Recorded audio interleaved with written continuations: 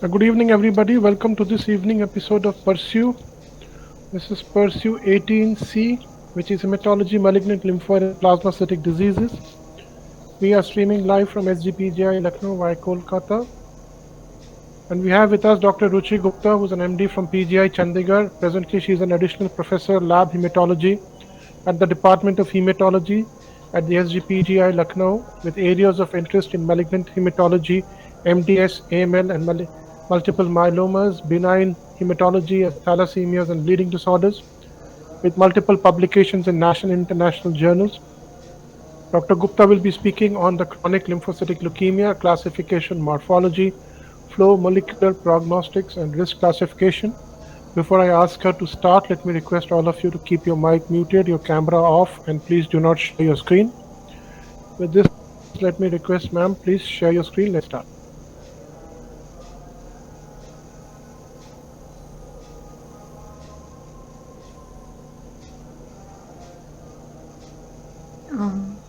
Is my screen visible, sir?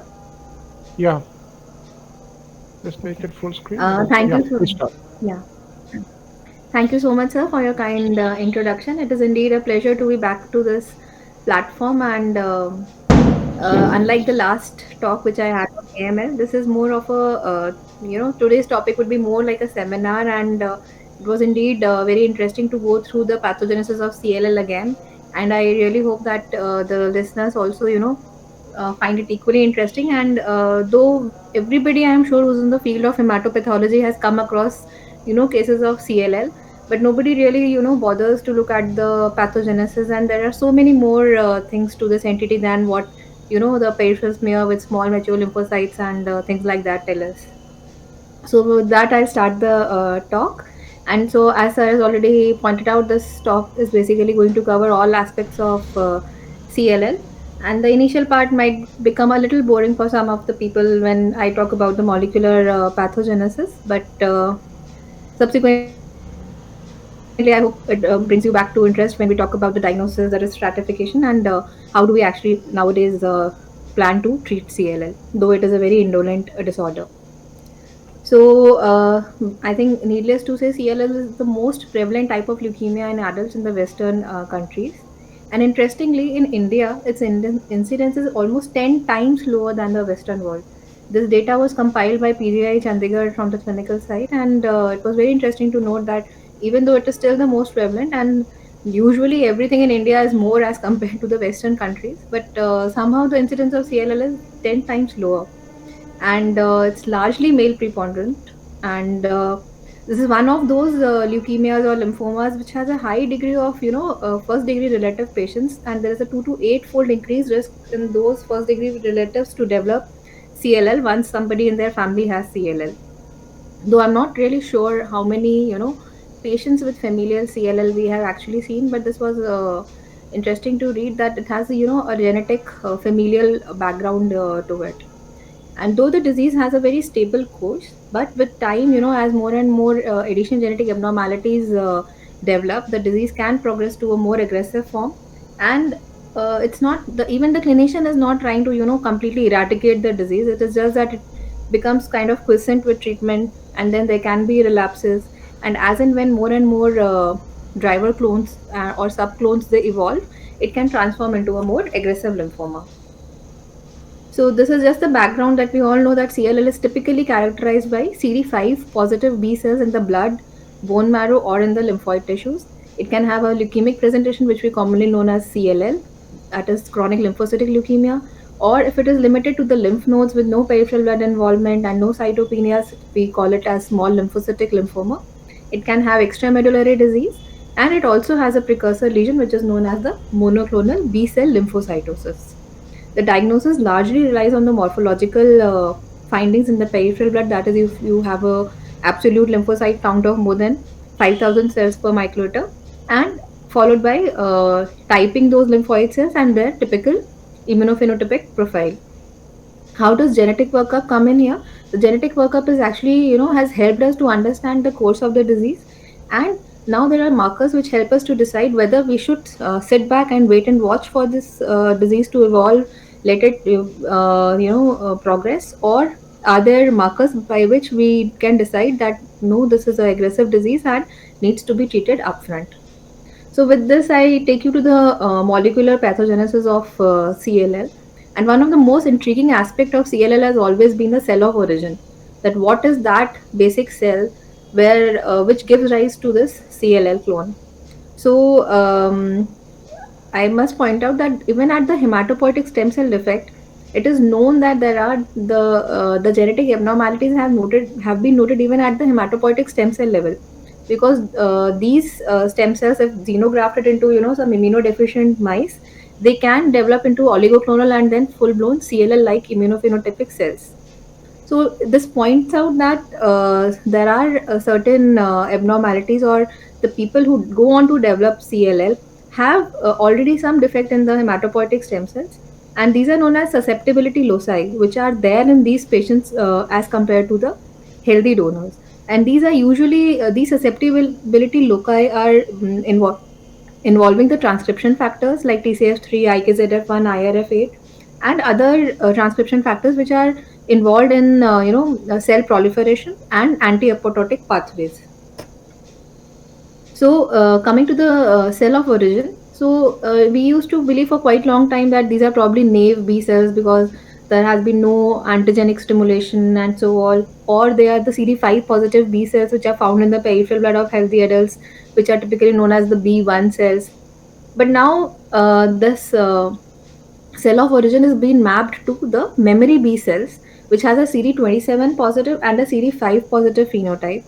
And because of the study of the immunoglobulin heavy chain variable mutation analysis, it has shown that a subset of these have actually interrogated an antigen and have undergone somatic hypermutation, while a subset of these CLL are actually naive, meaning thereby they do not pass through the germinal center.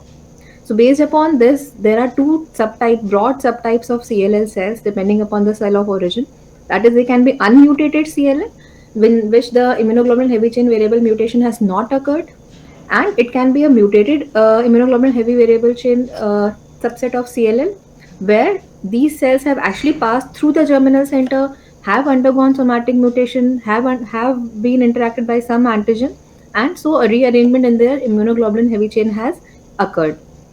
So this is one basic difference between between two individuals which will decide the course of the disease.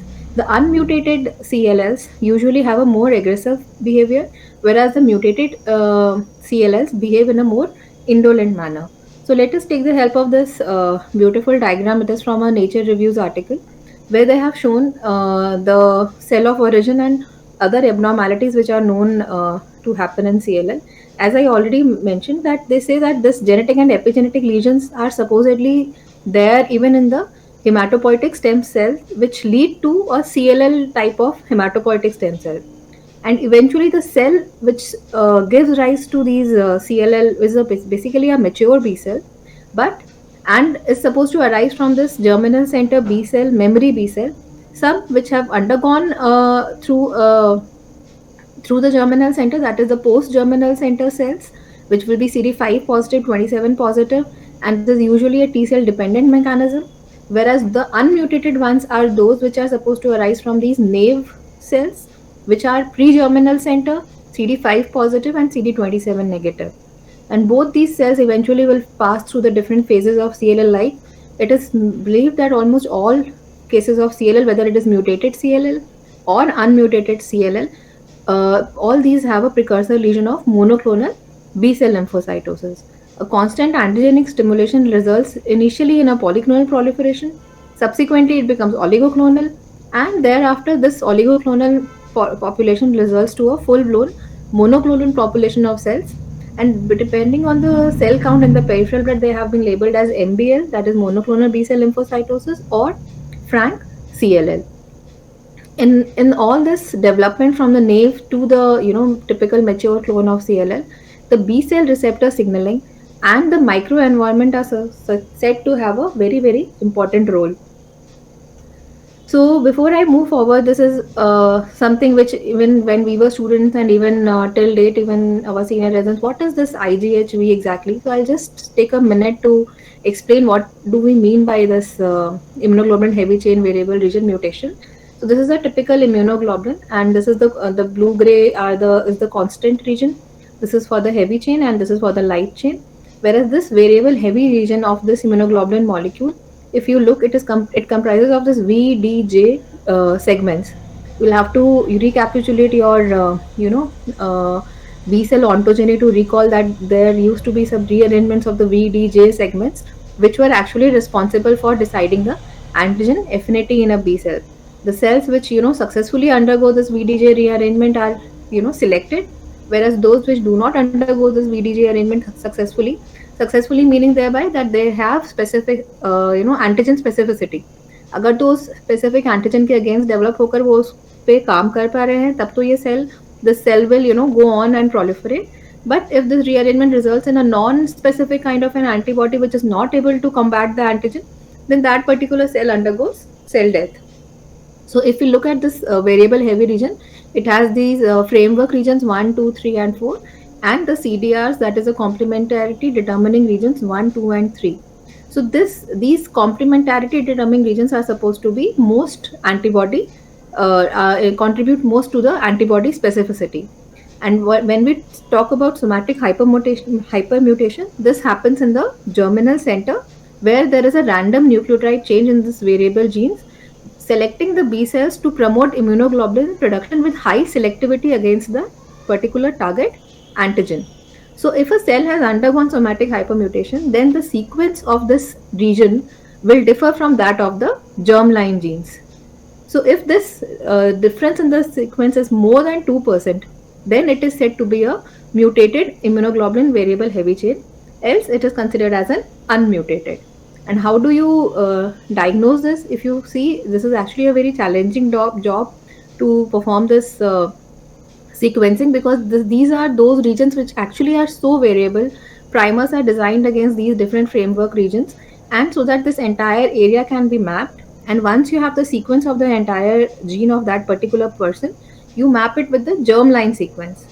If there is a deviation from the germline sequence, then that indicates that the cell has actually undergone somatic hypermutation, or indirectly indicating that the cell is a post-germinal center cell. So, and this since it involves a lot of sequencing, there are ways by which we can test this. We can do fragment analysis, we can do Sanger sequencing, but it is best diagnosed by next generation sequencing. So this IGHV is one of the major factors, whether it is mutated or unmutated, which decides the fate of an individual and subsequently how is the disease going to behave. So if we look at this, this is tabulating the difference between the unmutated CLL cell clone and versus the mutated.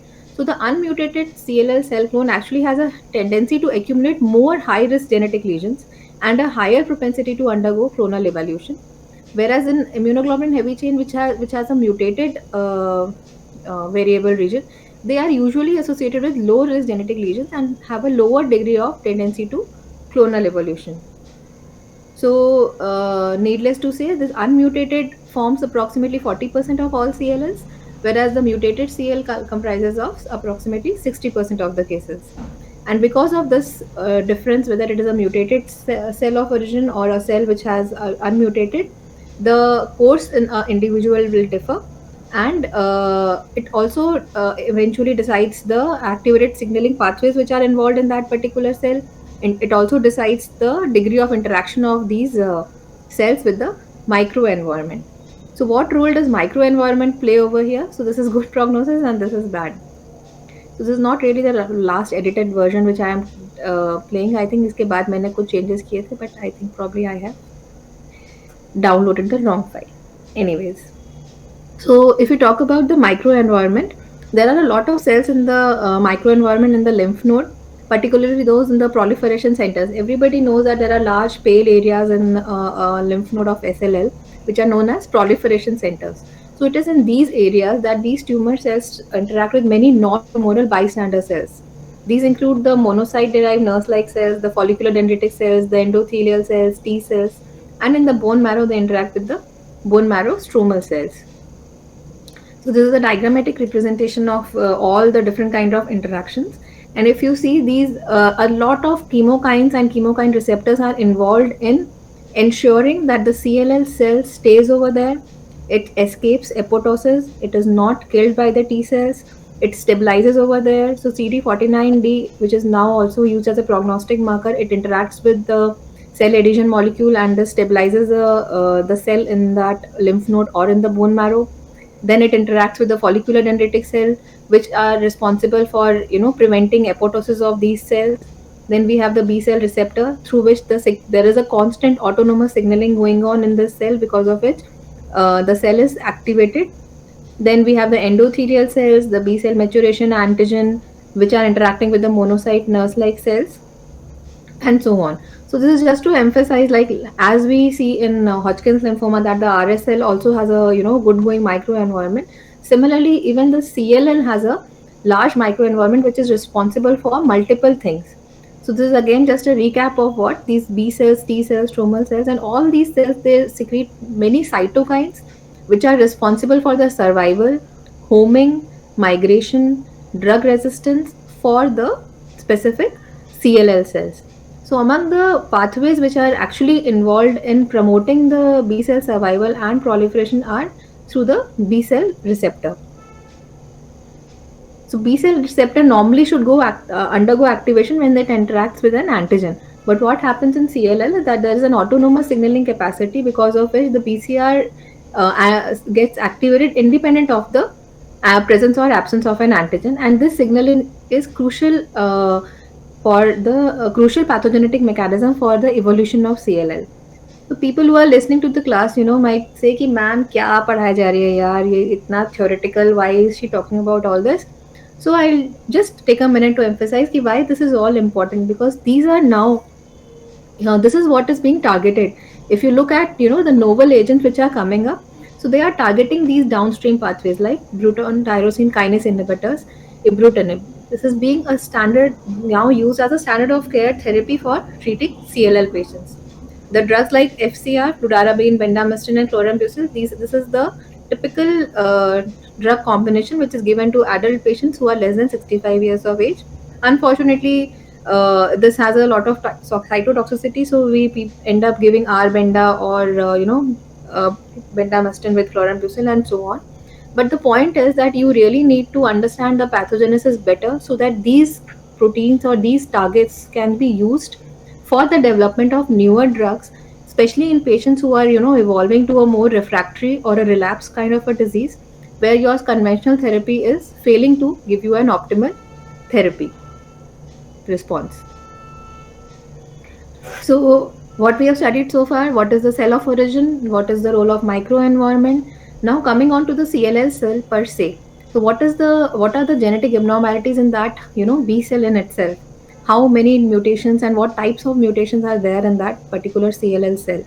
So a typical genome of CLL carries more than 2000 molecular lesions, and up to 80% of patients at diagnosis carry cytogenetically detectable recurrent chromosomal abnormalities ranging from 1 to 4.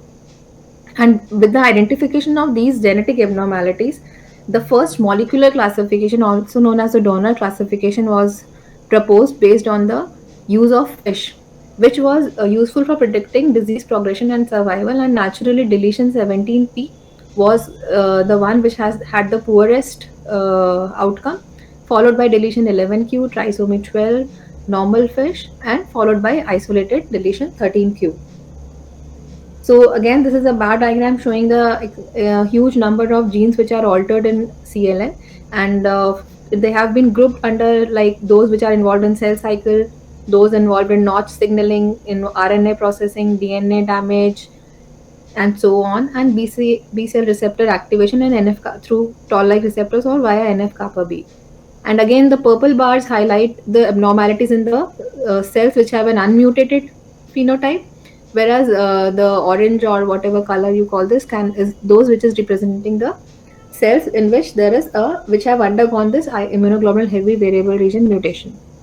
So it is clearly evident that these purple bars are taller over here. So the cells which have an unmutated genotype, there the frequency of these bad mutations like notch, deletion 11, deletion 17, ATM gene mutations, and again over here the BIRC3, again these are those which are anti-apoptotic and pro-survival or pro-proliferation. So there is a higher accumulation of these genetic abnormalities in cases which have a unmutated genotype as compared to the mutated. And moreover, if you see, since deletion 13q has been noted to be one of the primary or initial abnormalities, like the first clones which are formed in CLL, majority of the patients will have this abnormality. Whereas abnormalities like deletion 11q or 17p deletion are initially present at a very low percentage, and they are said to evolve with time, or if they are present initially, they'll be very small clones or sub clones, and gradually with time, when you give treatment or you wait and watch whether treatment is to be given or not, these clones can become the major clone, and the other clones will become the minority. So again, just with the help of another diagram, just to emphasize that the accumulation of different driver mutations, like I said, the B cell receptor pathways, the MAP kinase pathway. Initially, the abnormalities of the cell cycle genes or the DNA damage response genes are to the tune of 5 to 10%, but they increase to the tune of 20 to 30% in patients who have a progressive disease. The same applies true for Notch1 mutations, NF-kappa B, TP53, ATM genes, and so on. So some of these mutations like SF3B1, POT1, ATM are more frequent in patients who require therapy, and some are those which are seen to be more frequent in patients who have progressive disease even after they have received therapy. So the importance of these testing these gene cells that help to decide what therapy is to be given and whom therapy should be given. So this is just a diagrammatic representation of what I just said: disease progression, the rise and fall of the minority clones, and so on. So if you see initially, this is the small clone of CLL cell, which, since the clone was small initially at diagnosis, so the best treatment offered to the patient was wait and watch. Gradually, during that period, another clone has evolved. Now you have started treatment, since the patient must be manifesting symptoms accordingly. This is the first relapse, when you can see that the initial clone as well as the newer clone has come up. And in relapse 2, there is a combination of the original clone plus the relapsed clone. There are other situations where the original clone has completely disappeared, and now in the second relapse after treatment, all you have is a newer clone of cells plus another D3 clone, which will probably lead to an even poorer outcome. And such patients are very difficult to treat with current therapeutic targets, and that is why we need to understand the disease pathogenesis, so that newer drugs can be developed for identification of markers which can be used for the treatment of such patients where these new clones keep on cropping up. So if somebody says इतनी देर से पढ़ा रहे हो, पता नहीं nutshell क्या पढ़ाया. So then this is a word cloud one of my residents taught me. This is depicting the different genes which are involved in the pathogenesis of CLL, and the font size is reflecting the frequency of abnormality. So like deletion 13q is the most common abnormality, and followed by probably trisomy 12, SF3B1, Notch1. Then 5 to 10% of patients have TP53 and ATM. And probably if we draw this word cloud on the basis of prognostic markers, then I think TP53 would probably find the largest font, followed by ATM, and now gradually Notch1 and SF3B1 are also found to have if they are present in a particular patient, then they are inferring a poor prognosis to him. So this cytogenetic abnormalities, which I just discussed before, that deletion 17p, deletion 13q, trisomy 12, and so on, when they are clubbed together with the molecular abnormalities, you can develop a risk stratification. If we see over here, presence of deletion 13q alone or a normal fish study has an overall survival of almost 68.1% or 72%. But a good going number, that is 20% of these patients, may simultaneously be harboring either Notch1 mutations, SF3B1, or TP53, which almost results in halving their 10-year overall survival. So these are those key abnormalities which find a place in deciding in the current era what patients should be taken up for treatment directly and which patients can, be taken up just as a, follow up to see how the disease behaves. And if we see, these are the different pathways which are involved in CLL evolution and progression. So if you look at MBL, that is the monoclonal B cell lymphocytosis, the abnormalities have been clubbed in one single column. Whereas if you move on to CLL, it has become double column and so on. So just joking. The point is that from MBL to CLL, if you see the degree of abnormalities, they are increasing, and further on the role of notch1, TP53, SF3B1 and BIRC3 becomes more important when the disease is either in a phase of drug resistance or has progressed onto a DLBCL type morphology, that is the Richter syndrome. So if we see here, the incidence of notch1 mutations is as high as 40% as compared to hardly 10% in the initial stage of CLL. So TP53 overall has become one of the best documented predictors of poor survival and refractoriness in CLL. So just a few words about the monoclonal B cell lymphocytosis. It is believed that almost all CLL patients, have this precursor MBL, which may or may not be picked up. And people who have gone on to do flow cytometry in healthy individuals, it was observed that 5 to 12% incidence was noted in the general population in more than 40 years of age, whereas in first degree relatives of CLL, it was found to be to the tune of 13 to 18%. So MBL can further be divided into low count and high count. The low count MBL, the cutoff is 500 cells per microliter.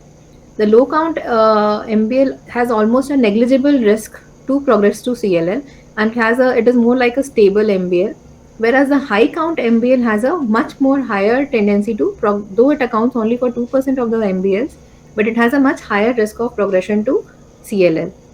So if we look at so high count MBL, the risk is approximately 1 to 2% per year. If you look at the immunophenotype of these cells, the majority of them have a CLL-like immunophenotype, typically 523 positive, 19 positive, and so on. But a small percentage can have an atypical phenotype where CD20 is brighter and surface immunoglobulins are bright. There can also be a CD5 negative MBL, though I must agree that it would be probably difficult to categorize these cells. And by definition, the percentage of these cells or the absolute number is usually less than 5,000 cells per microliter. The genetics in MBL is similar to CLL, as I just showed in that diagram over here. So even MBL cell is harboring the similar mutations which are there in CLL, but the percentage of cases which are showing notch mutation or deletion 11q is even smaller than that which is seen in CLL.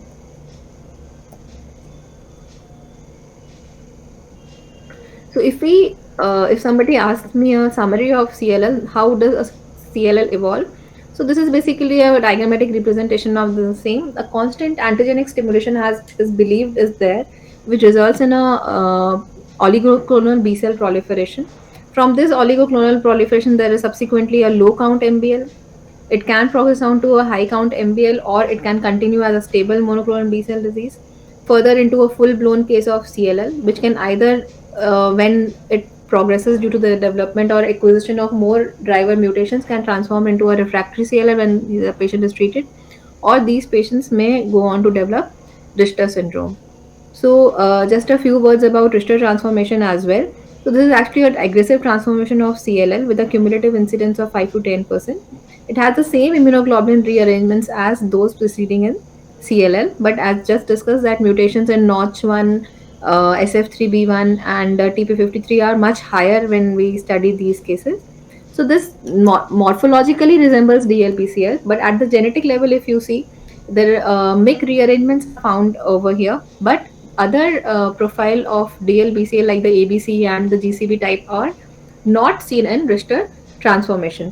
So what is more frequently seen are the TP53 mutations, the Notch1, the cyclin-dependent kinases, and this genetic profile is totally different from that of DLBCL.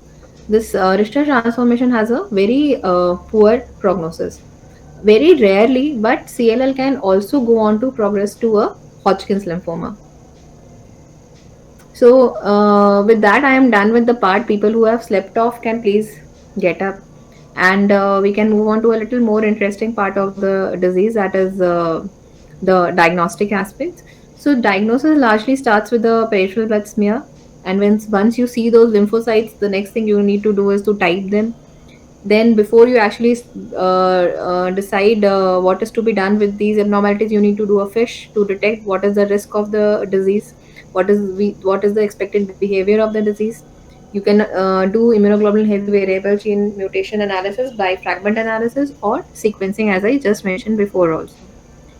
So clinically, if you see majority of the patients, if they are referred, some of them might, just be asymptomatic, and some degree of lymphocytosis has been observed. Some may present with fatigue or features of autoimmune hemolytic anemia, infections, splenomegaly, lymphadenopathy, and so on. A small M component might also be seen in a very small percentage of patients. But this M component has nothing to do with the behavior, though it is said that if it may contribute, to an inferior survival, but that has not really been proven in the larger studies. So typically what we see in a case of CLL is more than 5,000 clonal B cells in the peripheral blood which are persisting for more than 3 months. The smear examination will show a small mature lymphoid cells. If you ask them independently from how to discriminate them from a mature lymphocyte otherwise in the peripheral smear, then I would say there is no way of doing that. Though some of the mature lymphocytes of CLL have a, that golf ball like nuclear contours, and there are a lot of smudge cells which are there. There will be a variable admixture with larger cells, some which might be having a prominent nucleolus, some which might be having a cleaved nuclei. But largely, then the cells are usually small mature in a typical case of CLL. The clonality has to be documented by flow. And if it is a case of small lymphocytic lymphoma, then usually you will receive a case of a lymph node biopsy. And usually there is no cytopenias, and subsequent to reporting the histopath, you need to do a bone marrow examination to rule out that there is no infiltrate. So this is a typical picture of CLL. The counts are usually high, hemoglobin usually preserved. There is no thrombocytopenias in the early stage of the disease. Anemia and thrombocytopenia usually indicate that the disease has progressed. So if this is how we see a peripheral smear, the first thing we need to do is to document that it is a cell of B cell origin. So that for that we usually use CD19 and CD20. I'm not going to go through the entire flowchart. What I really want to emphasize is that CLL is one case where the intensity of CD20 is less than CD19, and this is very important clue which tells us in even in the initial analysis that okay, so we are dealing with a cell which is brighter, which has brighter 19, and 20 is dimmer. So that is typical of CLL, though it might also be seen in some cases of LPL, right? So once you have shown that it is a B cell, cell or of origin which is proliferating, next what we can do is we narrow down it to 5 positive, 10 negative, and that standard approach which we have for BCLPDs. So CLL will naturally fall in that category of CD5 positive and 10 negative. And with similar morphology, we can also have differentials like follicular lymphoma, marginal zone lymphomas. LPL may, I would say that usually you have a more plasmacytic differentiation, and rouleau formation is also quite frequently appreciated. So though if you look at the cell individually, it might come as a DD for CLL, but usually LPL has a different kind of a manifestation. A closed DD would be mantle cell. Then the cells where we know, let us, so I'll be moving to PLL in subsequent slides. So after 5 and 10 has narrowed down to this subgroup of 5 positive and 10 negatives, then you need to study whether what is the expression of CD200, because now there are papers which have reported that CD200 has almost 100% specificity for CLL. So this is we published this I think in 2017 or 16, and we studied 160 samples for the expression of CD200 and the utility of CD200 in differential diagnosis of mature B cell neoplasm. So almost yeah, all 100% cases of CLL showed. Even hairy cell leukemia 100% cases showed CD200, but CD200 was brightest. The mean fluorescence intensity of 200 was brightest for hairy cell leukemia, and obviously hairy cell leukemia has its own otherwise typical immunophenotype, so it is not a trouble to differentiate CLL from hairy cell leukemia. One of the most important utility of CD200 is to discriminate CLL from CD5 positive mantle cell lymphoma, which is usually CD200 negative, though rare cases of CD200 positive mantle cell lymphoma have also been reported. There was another such paper from TMH where the diagnostic utility of CD200 and CD43 was studied for differentiating CLL from other mature B cell NHLs. And again, they also observed that CD200 and CD43 together had almost 100% specificity for CLL, including CLL, PL, and PLL, that is the prolymphocytic leukemia, right? So this is one of the recent articles where a European research initiative on CLL and the European Society for Clinical Cell Analysis, they proposed a harmonization of what all markers should be used in CLL. So what they have drafted is that what are the antigens which are required, and further what all are recommended. So I think it is needless to say that 19, 5, 23, 20 and a weak expression of the surface immunoglobulins is one of the in one single tube you can discriminate that this is possibly a case of CLL. Additionally, what we can use is CD43, CD79B, CD81, CD200, and CD10 ROR1. So these are other markers which are recommended, but they are being put up on a individual lab basis. Similarly, they said that even CD38, if you see, it is not really included even in the recommended panel, but CD38, ZAP70, and CD49D, these are prognostic markers which a lab will have to take its own decision whether they need to be primarily there in the panel or not. So with that, I'll show you just one or two examples of flow cytometry from our own center. So we have gated, if we see the first plot of forward scatter and side scatter, the cells are predominantly small and they are bright positive for CD45. Thanks to Dr. Rahman, we have drafted this lymphoid screening tube where in the first go, he has combined CD19 with CD4. So this is the population which is 19 positive, and again, this is plotted against CD3. So these are all our CD3 positive T lymphocytes. So what we can appreciate that there is a major chunk of cells which are positive for CD19. They are also positive for 20, and while they are negative for CD10. The blue cells are the T cells, and obviously these are the ones which are positive for 8. Whereas this green population, which is CD19 positive population, is negative for CD10. There is a dim expression of 5, but 200 is positive. 20, as expected, it is a heterogeneous expression. You see, this is ranging from almost 10 is to power 2 to 10 is to power 4. Whereas if you see the expression of CD19, it is crossing even crossing 10 log, 4 log on the MFI. So this is one feature which helps us to identify that probably this is a case of CLL. Further, there is clonality for kappa light chain. FMC7 is negative, so this particular case is expressing CD49D, and it is also positive for CD23. So this is a typical phenotype of CLL. And another case, again, more or less the same findings, that positive for CD45, 19 bright positive, 200 is brightly positive, whereas 20 is heterogeneously expressed, again from 10 to power 2 to 10 to power 4. CD5 is positive. You really need to take your T lymphocytes into consideration when you are interpreting the expression of CD5. CD22 is positive, 38 negative, and CD23 is positive. So more or less, if you see CD19, 5, 23, 43, 200, and we are not using ROR1 at our center, but I really don't think we are missing out any cases. And a dim surface expression of the light chain. Very frequently, I personally feel that we have a difficult time comparing whether it is a kappa restricted population or a lambda restricted population. So even the light chain expression is pretty dim sometimes on these CLL cells, besides the dim expression of 79B and CD22. This is how a typical lymph node would look like. A phased architecture, small cells, no mitosis. The pseudo follicles or the proliferation centers are paler areas with larger cells, and they are supposed to be the areas where there is maximum interaction with the tumor microenvironment. And a typical immunophenotype documented on immunohistochemistry: 20 positive, 5 positive, again 23 positive, and I've just purposefully included an image of IHC of CD3 to show that CD5 is much more positive as compared to CD3. So the expression of CD5 is actually correlating with that of CD20 and not with that of the T cells. So this is how you evaluate the pattern of CD5 expression in a case of SLL.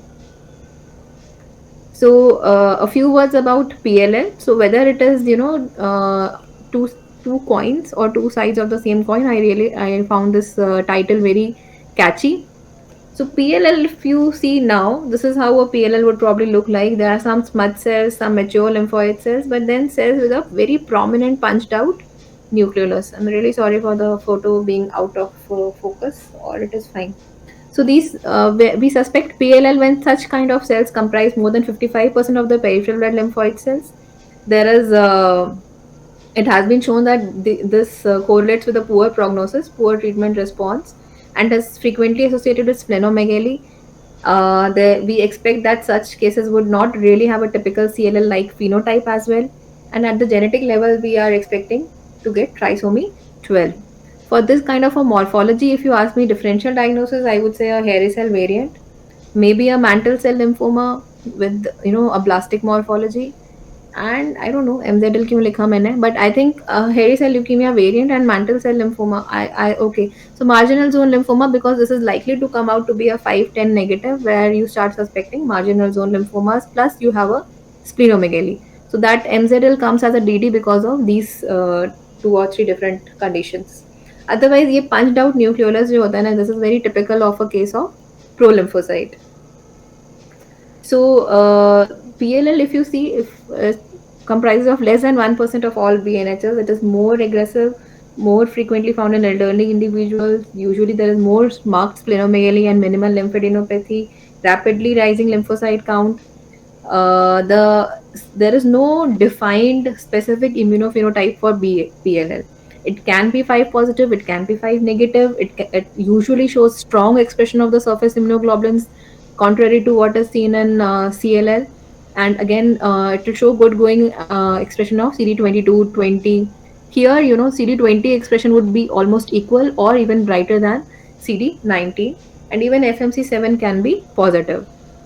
So when the genotyping of BPLL was done, it is now believed that it is more closer to mantle cell lymphoma than CLL. And there was even a paper where it is shown that this BPLL is probably a spectrum ranging from CLL like PLL to a leukemic mantle cell like BPLL or a nodal mantle cell like BPLL. Because even 1114 translocation has been found to be seen in approximately 20% of the cases. And unlike the B cell receptor pathway and other genetic abnormalities which are more rampant in CLL, the c-Myc pathway seems to be a more crucial molecule for the BPLL pathogenesis. Thereby, this BPLL is now not really taken as a, I would say, part of CLL, but as a morphologist हम लोग हमेशा ये वाले cells देखते ही हैं, so ये DD आता ही है, ये हम discuss करते ही हैं, and one should be aware of the typical morphology of PLL so that you can discriminate that from CLL. So this is one of the cases when we did a immunophenotyping. So again, what we can see that these are largely B cells, these are our T cells, and these B cells are negative for 5 as well as 200. 20 is brighter as was expected. There is a brighter clonality and kappa is positive, 49D is positive, and CD23 is positive. So 5, though it is 5 negative, but again we have CD23, 20 brighter. So BPL doesn't really have any specific immunophenotype, and you'll have to take into account the clinical pictures, the morphology before you, and sometimes you'll eventually have to sign out as a differential diagnosis that it is probably BPLL, or I'm not sure, even a hairy cell leukemia variant. If you can show it is 103 positive maybe and negative again for 25 and 123 and so on. So even that, these markers will also come into play before you actually say that this is BPLL. This is a very old case which I keep in all my presentations. So needless to say, you can see that these cells are very large. They are almost 2 to 3 times the size of a RBC. This was in a 60-70-year-old female who was actually a known case of CLL and who had presented to us with increasing lymphoid size of the lymph nodes, and she had started developing some degree of cytopenias. So the peripheral smear revealed that there was now a blastic morphology. So I'm sure you can appreciate that this is different from the PLL like punched out nucleus. This is a cell actually which has a blastic appearance, high NC ratio, and 1 to 2 nucleoli. Again over here similar findings. So when we did a flow cytometry for this case, this dates back to 2012, though we have seen more cases thereafter, but this is the one which is there in my records, so I bring this up again and again. So again, this is CD5 positive, 19 positive, CD20 is positive, but if you see 22 is dim, there is dim 23, FMC7 is negative, 25, 103, etc. All 34 were negative. So given that this was actually a patient of CLL, now which had progressed to increasing size of the lymph nodes and cytopenias, so a possibility of Richter transformation in a known case of CLL was suggested. And if you see when you look up literature, you will realize that even when there is a Richter transformation, there is minimal modulation of the antigenic expression of these cells. Though morphologically they become blast-like, but they might express 5, they might not express 5. But the point is that they kind of retain the immunophenotype closely. In quite a significant number of cases, their immunophenotype would be like that of the CLL. And plus, if you really go ahead and do a genetic testing, as I said, it will not be typical of what you get in DLBCLs. Rather, it will be more of a Richter syndrome of CLL. So with that, I think there is no confusion as to how should you go about and establish a diagnosis of CLL. Once you have done the diagnostic part, then the next thing you need to do is, as I already mentioned, you need to do FISH studies to document and stage the disease, whether there is presence or absence of, TP53 mutation, deletion 11, that is the ATM gene, or trisomy 12, because these are at least those which are clinically relevant at the time being. So we to if I have, now that I have diagnosed the patient and we have done all this testing, so how do we go ahead and risk stratify these patients? We can use the clinical staging systems, and then we have the molecular stratification, and combining the two, we'll have some prognostic indices. So the clinical stages, this is a very age-old Rye and Binet classification, which is based on the presence or presence of the degree of lymphocytosis. With no cytopenias is classified as 0. And I've taken this table just to show you what is the degree of median survival for patients who are in the low risk of Rye stage. Again, 1 and 2 have been clubbed as intermediate risk now, where you have lymphadenopathy plus minus splenomegaly plus minus hepatomegaly. So the median survival is still 7 years. And high risk are those who subsequently go on to develop cytopenias, where the median survival has dropped significantly. In the Binet, has been divided in the Binet group divides the stage of the disease into stage A, B, and C. Stage A is when there are fewer than 3 areas of lymphadenopathy, no anemia, thrombocytopenia. Again, in stage B, where there are more than 3 areas of involvement, but again, no cytopenias. And stage C, where cytopenias develop. So basically, indirectly, what we are able to assimilate is that patients who have cytopenias are actually high risk disease, and these are definitely that group of patients who cannot be kept for wait and watch, and it has to be intervened and they have to be taken up for treatment. So if we combine the molecular and the FISH abnormalities, again we can develop a risk stratification system of high risk, intermediate, low, and very low risk. The high risk people are those who have a TP53 mutation or a mutation involving the BIRC3. This gene is also involved in regulation of the cell cycle and I think cell death. So its working mimics close to TP53. These cases account for 15 to 20% cases of the newly diagnosed CLL, and if you look, the 10-year survival of these patients is hardly 30%. Subsequently, in intermediate risk, you have those which are Notch1 mutated or SF3B1 mutated, or there is deletion of 11q, and obviously TP53 or the BIRC3 mutation is absent. The low risk trisomy 12 comes under low risk along with normal genetics, whereas deletion 13q alone with no other addition abnormality qualifies for a very low risk. So these are that subgroup of patients who really you need not bother about starting treatment. So this is one of the FISH images from our center, thanks to Dr. Manish, who set up the cytogenetics lab in our department. So what he's given me is that these are the probes which are labeling the centromere of chromosome 17 and the short arm. So what we can see that one of the red signals is missing, so that is indicating that there is a 17p deletion, but there is not monosomy 17. That is what he's told me. And again, this is here you can see that the second red signal is missing. So the second red signal has mapped or has been used to label the 17p area, which has been shown over here, 11.1 to q 11.1. And so there is a deletion of 17p over here. And this is another case where we have trisomy 12. Normally any gene has two alleles, but so you expect only two signals, but here you have three signals of chromosome 12, so thereby indicating that there is a trisomy of chromosome 12. So in our department currently we are doing deletion 11q, TP53 mutation, and evaluating patients for trisomy 12. So now that you know the clinical staging, you know the molecular staging and the fish-based prognostic scoring. So these are the two prognostic indices. This is one of the German CLL scoring group prognostic index, and this is the CLL IPI. So the biomarkers here you have in the German group there are approximately 7 biomarkers which have been given a score of 0 to 1, as opposed to the IPI where age, stage, beta microglobulin, immunoglobulin variable chain mutated or unmutated, what is the status, and what is the status of TP53. So no abnormality, more abnormality present or not. So accordingly they have divided the patients into low risk, intermediate risk, high risk, and very high risk. And if I'm not mistaken, definitely the low risk patients are those which are not who do not require treatment. Intermediate risk would be those who need to closely wait and watch, and if any of these abnormalities are present, then you probably need to take them up for. So see TP53 mutation को score 4 दे रखा है, तो यानी वो automatically high risk में चला गया. I think over here also if we see 17p13 deleted is given a score of 6, so automatically it shifts onto a high risk. So this is one of the, I would say, deciding factors currently which is mandatory to take a call whether how to take this patient for treatment. So I'll be briefly touching upon this part.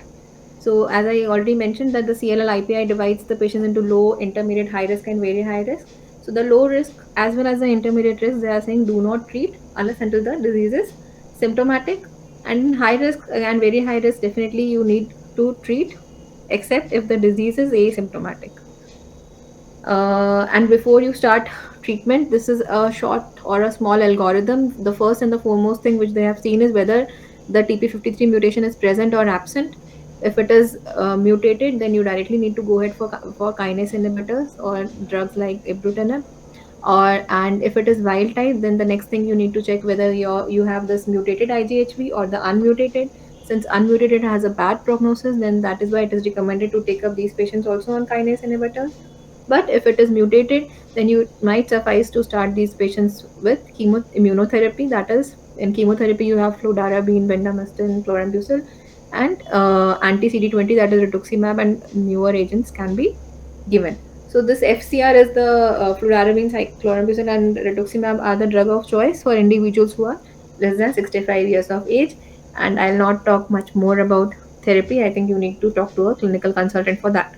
But what I was discussing with my colleagues, so CLL में usually FCR Indian scenario में it has a lot of toxicity, so they end up giving two drugs. So bendamustine and rituximab are good going, and after they have given 6 cycles, they assess, and they are not really bothered to eradicate the disease. It is just that you need to make it very quiescent, and patient को maintenance पे भी नहीं रखते हैं फिर उसके बाद, and they just follow up the patient to see when does the disease relapse or progress, and then accordingly they plan for a treatment accordingly. So this I would just like to add, this mutation status of the immunoglobulin heavy chain is a very stable thing. If it is there at the time of diagnosis, it stays the same over period of time. It does not change, though definitely TP53 mutation might not be present as a major clone initially, and when the disease evolves, these clones which are TP53 mutation may increase. So I don't think I'll go through this completely, but there are specific indications. That is, when do you call a patient symptomatic? and when it is indicated that you need to start the therapy. So progressive myelofailures, that is being indicated indirectly by the anemias and the thrombocytopenia, massive spleen, massive lymph nodes, progressive lymphocytosis with a doubling time of more than 50% over a period of 2 months. No, with more than 50% increase over 2 months, or a lymphocyte doubling time of less than 6 months. Then, if the patient has autoimmune complications which is not responding to corticosteroid, and if the patient has B symptoms, that is fever, weight loss, significant, which are because of the disease per se. So I am almost coming to the end of the talk. हम पहुंच गए हैं. हमने CLL का पढ़ भी लिया, pathogenesis भी देख लिया, हमने फ्लो भी कर लिया, डायग्नोज भी कर लिया, ट्रीटमेंट भी दे दिया. अब क्या करना है? So like in other leukemias, the role of MRD is not much talked about in CLL, at least मेरी जानकारी के हिसाब से, but it is there, it is coming up.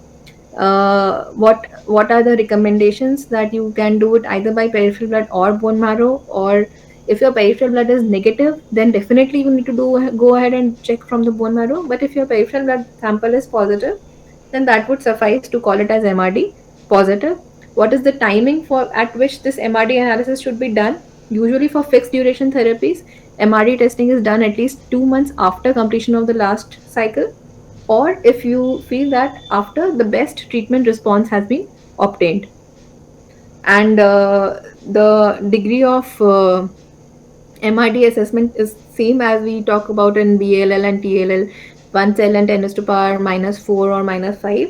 That is what we are targeting, and is also known as undetected or unmeasurable MRD even in CLL. And people or the patients who actually achieve this undetectable MRD are definitely supposed to have a much more better survival as compared to that which is the assessment which is being done by conventional standard responses based upon just the peripheral blood counts or the bone marrow lymphocyte percentage reduction. So how do you do MRD? The same. You can use 4-color flow, you can use 6-color flow, 8-color flow. The advantage of flow is that it is a very easy in centers which are doing routine hematology flow. But the disadvantage is that you require fresh samples. But you do not really need a old immunophenotype, because CLL का phenotype would be more or less a kind of a stable cell phenotype, और आपको वो detect करना ही है by using those markers which were present at the time of diagnosis. But if you go ahead with the immunoglobulin heavy chain rearrangement studies, then you need to design patient specific primers. So you need to know the sequence of that gene which was present at the time of diagnosis, so that you can directly amplify that and check for the presence of the residual clones. This is just the Kaplan-Meier curves, which are showing that in a patient who is MRD negative and achieved CR versus a patient who is MRD positive and yet has achieved CR by typical definitions of count less than 4,000 and less than 30% in the bone marrow lymphocytes less than 30%. So there is a clear-cut difference in the clinical outcome, in the progression-free survival, as well as overall survival for patients. Definitely, I needless to say that the people who become MRD negative and achieve remission would always fare better than people who are MRD positive and have otherwise achieved CR. Though what I feel is that progression-free survival has a much more marked difference as compared to the overall survival. So coming to the end, 1 घंटे से मैं बोल रही हूँ. I really hope you have now a better understanding of CLL. And there are some very beautiful articles on CLL which I would recommend that you should definitely go ahead and study. So CLL, as we discussed, is otherwise an indolent disease, though it will never kind of die off on its own or something of like that. But it has a long going course, and there are factors which can help to decide whether the disease is going to behave in an indolent manner or it is going to have an aggressive behavior. And this depends upon the cell of origin, the genetic lesions which are there, like Notch1, TP53, SF3B1, etc., and the microenvironmental interactions. The diagnosis is really more or less straightforward in typical cases of CLL. Peripheral blood से या morphology देख करके any hematopathologist is able to usually say with diagnostic accuracy of, I would say, 80 to 90% कि ये लो CLL है. But there are atypical cases, and sometimes पता चलता है कि वो TPLL, some lymphoma of a T cell lineage comes out और वो googly हो जाती है. But otherwise, the morphology, the smudge cells, the preserved counts, and so on. So they are diagnostic for CLL. At the molecular level, as I already said, that before you do anything for risk stratification, we really need to study these markers. Then treatment में the use of Bruton tyrosine kinase inhibitors and ibrutinib has kind of slightly overcome the difference in the outcome of IGHV mutated versus unmutated CLL. But in India also ibrutinib has come in, so this is available, and other novel agents need to be explored for, as and when newer information about the genetic lesions comes up. That is all. Uh, Thank you. So this was definitely not the presentation which was supposed to be my final presentation, क्योंकि उसमें मैंने thank you भी लिख दिया था.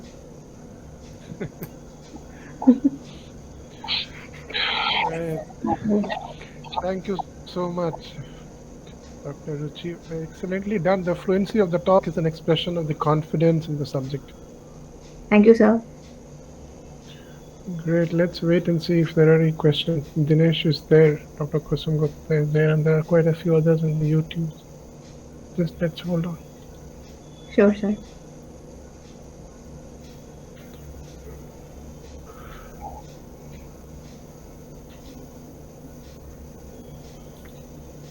All right. I don't think so that there are any questions as of now. And if there are any, I will put it to you on your email. Sure, sir.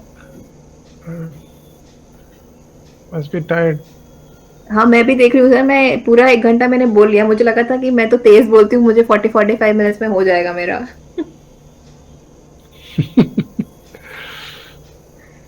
So there's one thing, like, many people ask, do we really need to do a bone marrow biopsy in CLL or a bone marrow in CLL?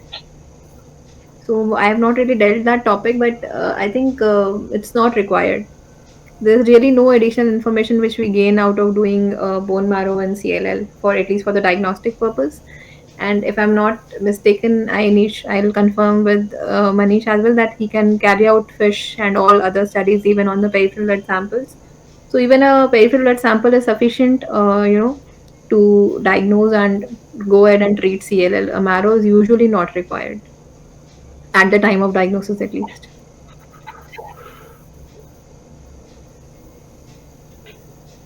Okay.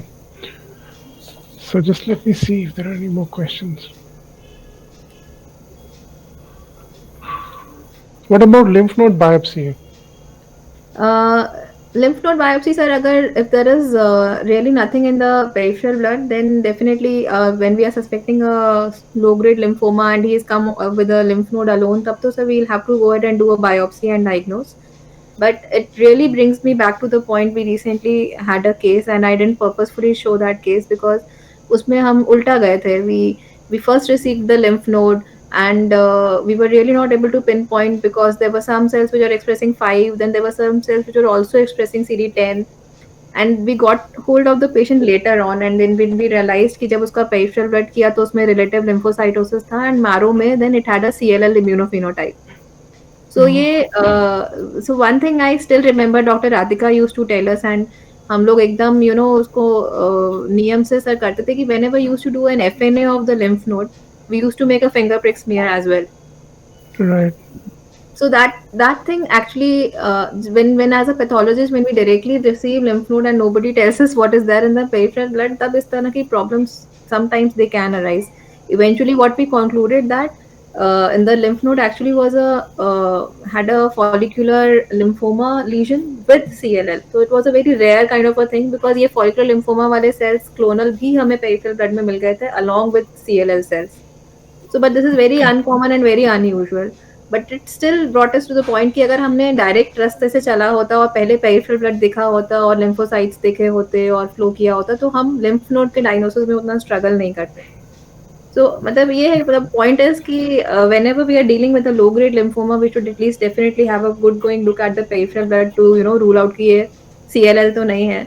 And then if it has that low grade morphology, then our panel of markers which will include 5 and 10 will help us to differentiate between a SLL, follicular, and a mantle. Do you routinely see the ultrasound findings for any retroperitoneal lymph nodes or anything? No, sir. मतलब overall, if you ask me, I think Or SLL splenomegaly? हाँ, वो information हमारे पास आती है sir. When we get a आती lymph है। Node usually we talk to the clinician and I must admit कि हमारे पास सर एक रहमान है, वो जब तक पूरी हिस्ट्री नहीं मिल जाती तब तक वो छोड़ता नहीं है। So he ensures that all that information that is required, which is actually required when you are, reporting lymph nodes की Hodgkin's है तो कहाँ से sample किया है, mediastinal mass था कि नहीं था, what group of lymph nodes are involved. Even the clinicians should understand that all this information has to be passed on to the pathologist before they, start interpreting the morphology. So it is Dinesh, important, sir. I think, Dinesh wants to हाँ. ask you how to differentiate typical CLL from atypical CLL. Typical CLL from atypical CLL, we'll call it an atypical CLL only when it is not typically fulfilling the immunophenotype of 5 positive, 200 positive, CD23 positive. So I don't know, atypical CLL हम लोग करते थे जो score we used to give a score of 5 markers which used to include CD5, CD23, DIM, CD79B, low expression of the surface immunoglobulins. So a score of more than 3 was used to be considered as typical of CLL, and a score of less than 3 but with a typical CLL like morphology is something, maybe then I would say कि this could be an atypical CLL अगर उसमें 11 14 या और कोई genetic एब्नॉर्मैलिटी document होकर के वो किसी और स्पेसिफिक सब ग्रुप में नहीं जाता। सो अगर टिपिकल पेरिफेरल ब्लड में स्मच सेल्स हैं, छोटे मैच्योर सेल्स हैं, सो व्हिच इज़ कि यार ये तो सीएलएल ही लग रहा है, and immunophenotypically if it is still fulfilling maybe 2 out of those 5 points और maybe 3 out of those 5 points, ideally you require more than 3 यानी कि 4 या 5 होना चाहिए आपका स्कोर। So a score of up to 2 or 3 may we might say that it is atypical CLL. The 20 expression would probably be a little brighter than expected. जैसा मैंने बोला कि normally CLL में 20 is dim as compared to 19. So sir, eventually what I feel is it will depend upon the clinician कि अगर तो patient को उन्होंने follow up में रखना है तब तो मुश्किल है. But if they anyways plan to treat him, so we all know that they will either give this kind of a patient also. We should talk to the clinician how do they plan to treat. So if the 20 expression is there, they might give the patient on rituximab and so on. Plus, definitely we can go ahead for genetic profiling of that cell, and if we have mutations which are specific for CLL, which I just mentioned, then that might help us to establish a diagnosis of CLL despite the atypical CLL morphology. Maybe he can add on because I really didn't specifically look up literature ki how do you diagnose atypical CLL. If he has something in mind, I request him to please come forward and answer also. Dinesh? Yeah, waiting for him to come forward. Yeah, waiting forward. नहीं तो No, no, no. मैं कल Thank you, ma'am. I think you have already answered most of the thing, but there is some flow markers and some atypical presentation. There is now new classification for atypical CLL also. I not exactly remember, but they have given something and little more workup other than the routine one. So I think initially जो cases जिसमें because वो scoring system अगर हम लें तो उसमें CD200 was not given importance, but now if you see that CD200 has really helped us to discriminate CLL from other markers. तो अगर हमारा typically 5 positive है या 200 positive है और 23 भले ही negative आ रहा है, अगर light chains भी बहुत bright नहीं आ रहे हैं, so I think overall we'll have to take a call whether you still want to call it a CLL and probably a atypical CLL. So then ये atypical CLL वालों का treatment would also be probably different from I think जो typical CLL का wait and watch वगैरह करते हैं ये लोग. So maybe we can read up a little more about Yes, atypical ma'am. CLL. Hmm. Anything else? Yeah. No, I think your throat needs some hydration. Sure, You must sir. be. No, you must be really tired. Non-stop, more than 1 hour, 20 minutes. Great. Capacity है sir, बच्चे मुरे पे ही गए हैं.